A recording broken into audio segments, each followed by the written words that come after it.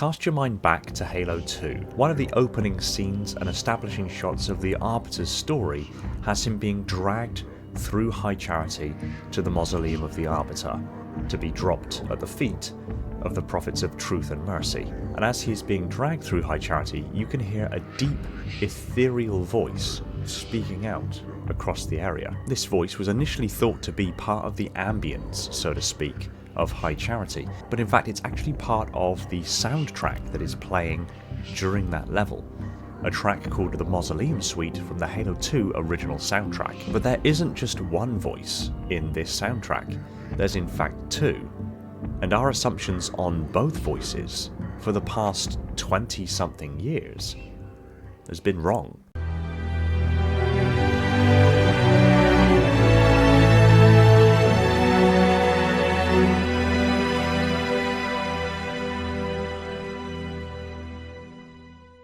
Hey everyone, welcome back to Installation 00, and if you're coming here from HiddenXperias video, welcome to Installation 00.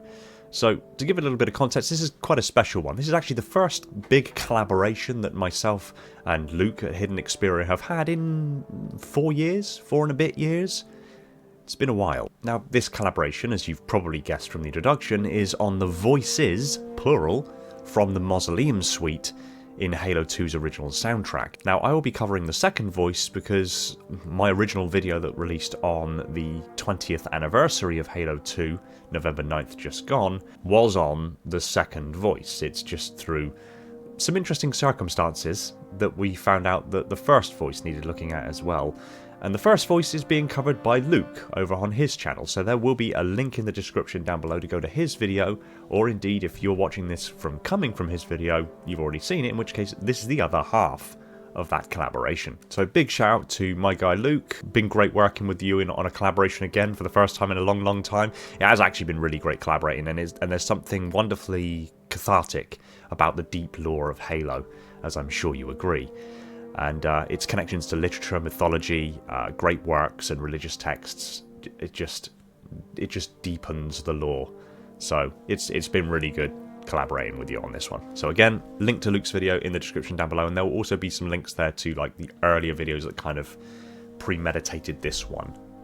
If in case you've missed it or you want to brush up, they're there as well, but definitely go to Luke's. So first things first, how did we get to this video today? On November 9th, I revealed a video about the second voice in the Mausoleum Suite that nobody was talking about. Of course, everybody knew about the deeper voice from the earlier portion of the Mausoleum Suite, which actually falls in a portion of the song called Destroyer's Invocation. But the second voice fell in a latter part of that song, in a portion called Infected. And while Destroyer's Invocation plays during that opening cutscene of the Arbiter's introduction to the story while he's being dragged to High Charity, Infected plays during the level The Oracle, when the Arbiter is in the first Flood research facility and is holding off waves of Flood, waiting for the doors behind him to release so he can go to the elevator and escape. Now, in that video, I highlighted how much work I had done on trying to understand and figure out what that voice was saying. Obviously, with the earlier voice, it was relatively straightforward. It was a deeper voice and it had been reversed, so it was just a case of unreversing it and heightening the pitch and you could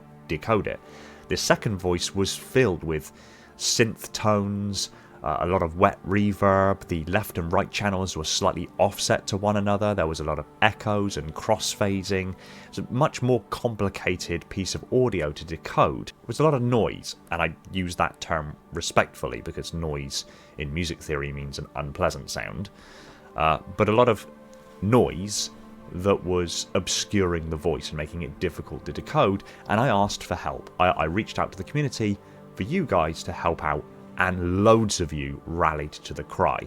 I opened a new channel in the Discord, people rolled in and they just got to work, started pulling apart the raw audio that I had provided, making their own cleanups and throwing theories back and forth. It was phenomenal to see that a mystery in a track that's over 20 years old, from a game that's over 20 years old, was still capturing people. It was phenomenal. And before I go any further, I just want to quickly give some, I say some shout-outs, all the shout-outs to all of the people that dived into that channel and have helped with the theory crafting and the analysis of these audio tracks and cleaning up the audio, with special shouts to Stratonetic, Supermastermind, Dragonstone H, Kim, Timo, Zilla, and tons of others that have made invaluable contributions to this endeavour. Now, the next big revelation that came was on that original video that I uploaded where I spoke about that second voice. I briefly referenced the deeper voice from earlier on in the track from Destroyer's Invocation that we all thought was Mendicant Bias, and none other than Martin O'Donnell himself rolled into the comments to pass a few words on the situation. Martin O'Donnell being one of the original composers of the Halo soundtrack alongside Michael Salvatore. And his comment was on the deeper first voice in Mausoleum Suite, kind of somewhat ignoring the latter voice that I was actually making the video about. Mike and I composed and produced the Mausoleum Suite. I could tell you every word spoken in the track, but where's the fun in that? Here's what I will tell you. Mendicant Bias or any of the Frankie/Bear lore has nothing to do with this. Have fun. So alongside working with the community to continue to clean up the audio from that second voice, we also began theorising on the first voice's identity and the fact that we'd evidently had it wrong all of this time. So on the 15th of November, I released another video suggesting that that first voice from Destroyer's Invocation wasn't in fact Mendicant Bias, as Marty had quite clearly outlined, but may have been in fact the collective voice of the Arbiters, or maybe even the Arbiters' armour in a kind of metaphorical sense, because the words that were being spoken line up better. But I'm really not going to dive too much into that because that's what Luke's doing. Now on the 24th of November, Marty commented again on this new video that I uploaded on the 15th, saying, "I remember the unhappy girl who loved Mr. Mojo Rising," sufficiently vague enough to keep us guessing. Then on December the 8th, Luke posted a video completely unrelated about Halo's greatest Easter eggs and secrets, and in it briefly covers the deep voice at the start of the Mausoleum Suite and calls it Mendicant Bias. To which Marty responded again the day after on December 9th saying, "Luke, you should know better. There is no voice of Mendicant Bias in Halo 2. It's not anything that anyone has guessed yet." Meaning even my theory about the first voice being the Arbiters was still wrong. It's at this point I took the opportunity to reach out to Luke, and together, the two biggest Halo lore brains in the world right now began working this problem together. And that brings us up to date. That brings us to today, where I'm providing my thoughts and theories on the second voice in the Mausoleum Suite, and Luke is providing his thoughts and theories on the first voice in the Mausoleum Suite. So again, quick reminder, if you want to know about the first voice, be sure to head over to Luke's video after you watch this one. So first things first, it's important to recap the voice in question that I'm talking about here. So here is the original raw audio, the soundtrack, Mausoleum Suite, from the infected portion of the track with this voice.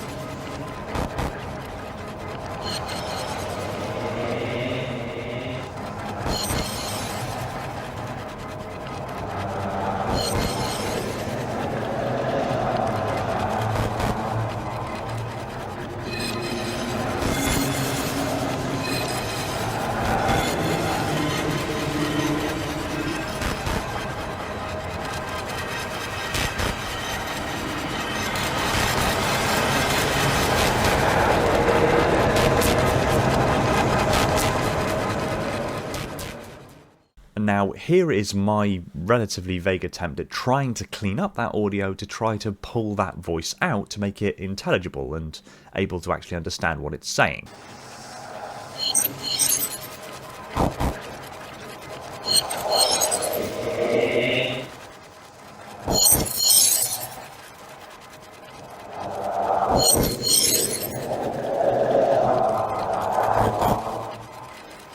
About as clear as mud. Then the community rolled in, and there were tons and tons of different versions of cleaned up versions. Some people used AI to help try to clean it up. Some people thought perhaps it wasn't even English, it might have been another voice. Loads of different versions, loads of different interpretations, but the three best ones I would say are as follows. The first one was from Stratonetic.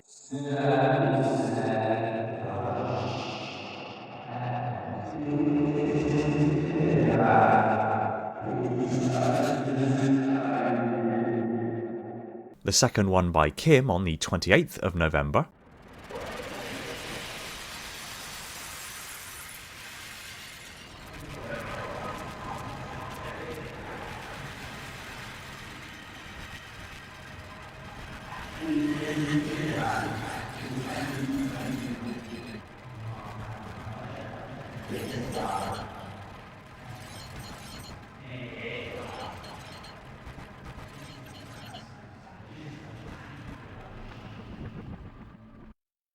And the third one, Super Mastermind, on the 17th of December.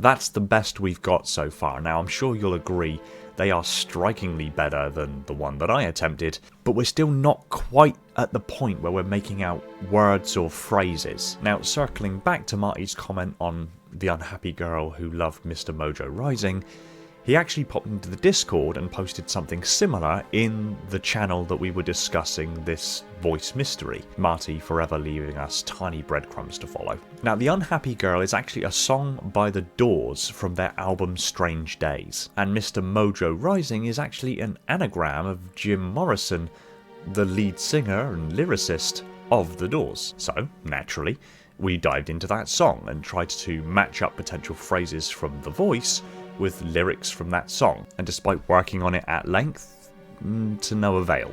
We didn't actually find any direct one-to-one correlations between the voice and the lyrics of the song, likely because we still just don't have the voice clean enough, or we've done something wrong along the way and we've garbled it up in such a way where we're not going to get anything intelligible out of it, and thus we need to go back and rework it.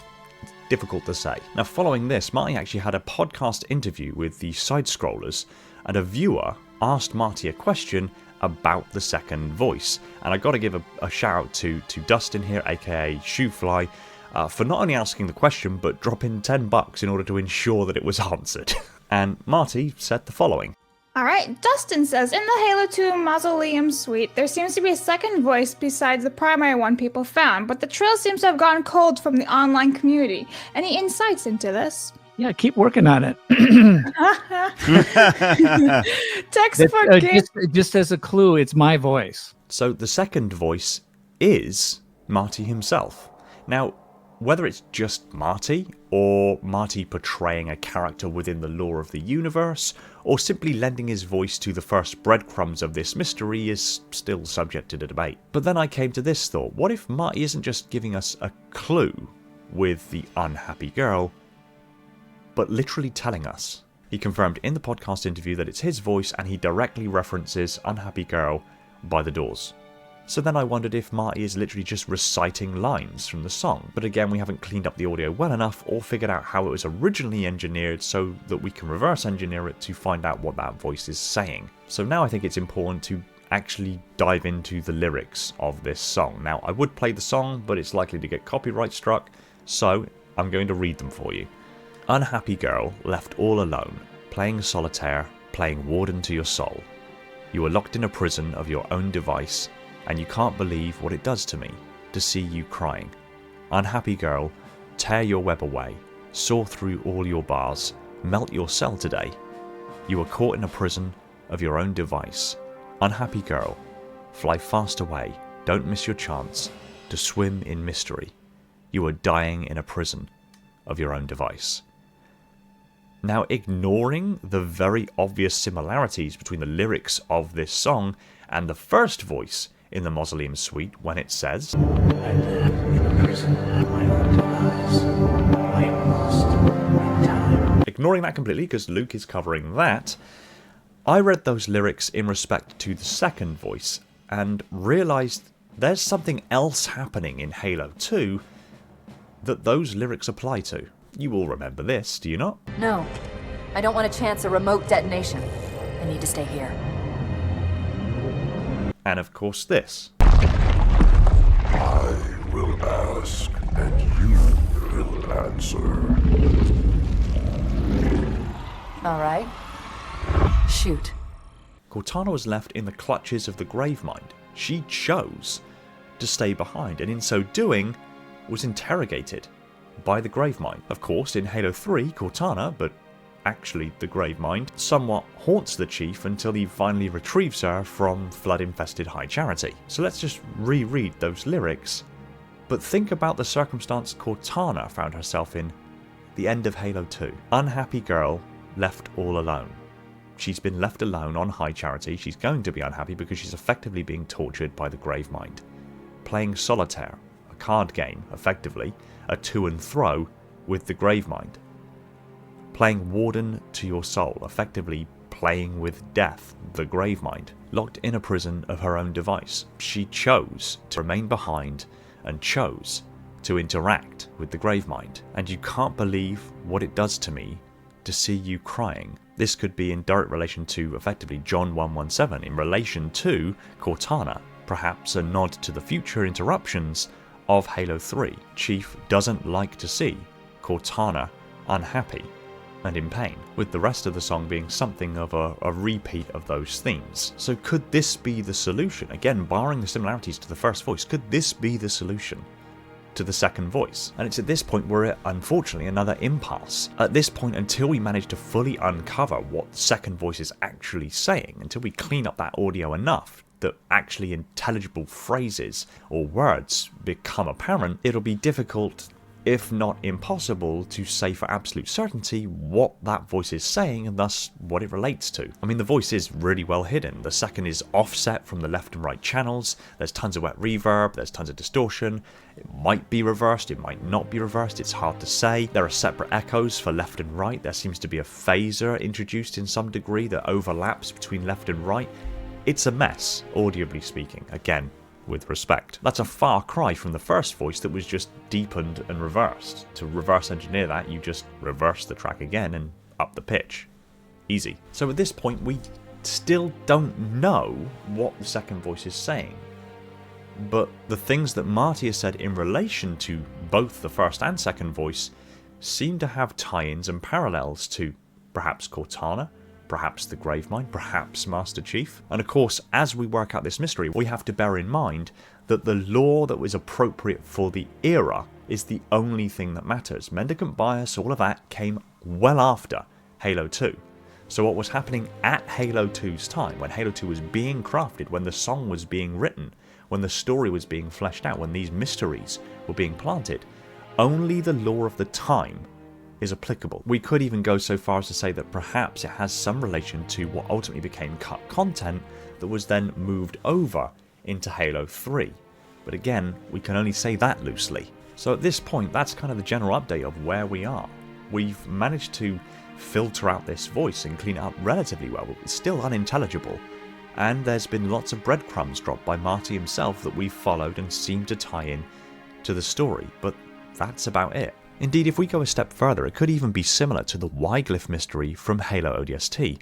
Ultimately, their purpose isn't that they hide a coded message we need to decode. Instead, they're simply there to make the player stop and ask themselves the question, why are these here? And from that, a huge dive into theories and ideas and possible explanations result. Countless hours spent by dozens, hundreds, if not thousands of individuals have been spent on that mystery. Spent by curious players beyond simply playing the game and fulfilling the objectives, but crossing over into the real world, getting us to look at material we otherwise might never have discovered. The second voice may indeed eventually be resolved into intelligible speech, but could just as easily simply be there to get us to stop and talk to each other, and theorize, and craft ideas, to wonder on what it means, what it's trying to tell us, and find connections to other forms of media that may explain it. Things well beyond the game itself, serving no purpose beyond simply inspiring and captivating us. In our discussions about this collaboration, Luke and myself came to a similar conclusion.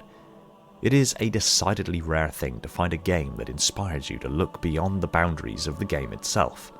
We both agreed that the deep lore and its references to other media and the underlying tones and themes are absolutely enthralling to dive into, be consumed by, and to research and write videos for. What other game has reference in it that inspired the player to read passages from the Bible, poems like the Hollow Men, Dante's Inferno, read up on ancient Greek and Norse mythology, philosophy, the great works of antiquity? A quirky video game about an armoured, faceless dude shooting aliens inspired so many of us to become enthralled and captivated with fine arts and great works, to speculate on philosophy, mythology, symbology. It's a trait decidedly missing in most modern games, even the more modern Halo titles. The first voice may be solved, or be on its way to being solved. You have to look at Luke's video to find that out. The second voice may yet be decoded and we might figure out what it says, and perhaps those lyrics relate to either one or both of those voices, and in fully explaining and understanding one voice, we may inadvertently find the answer to the other. At this point, we don't know for certain. But what we do know is that two indistinct voices, hidden in an audio track that plays in a 21-year-old video game, still to this day inspires us, captivates us, and has inspired countless hours of work, research, content, and conversation. And the importance of that cannot be understated. The great journey continues. So thanks for watching the video. Thanks to HiddenXperia for collaborating for the first time in a long time to do something like this. It's just been awesome. If you haven't seen HiddenXperia's video, it is linked down below along with the other videos that relate to this ongoing mystery.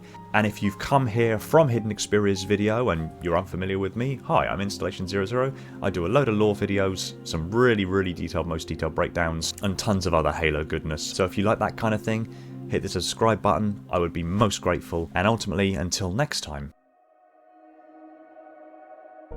Thanks for watching. If you haven't already, consider hitting the subscribe button and ring the bell so you don't miss out on future content, and hit the like button if you enjoyed the video. It really does help the channel out significantly.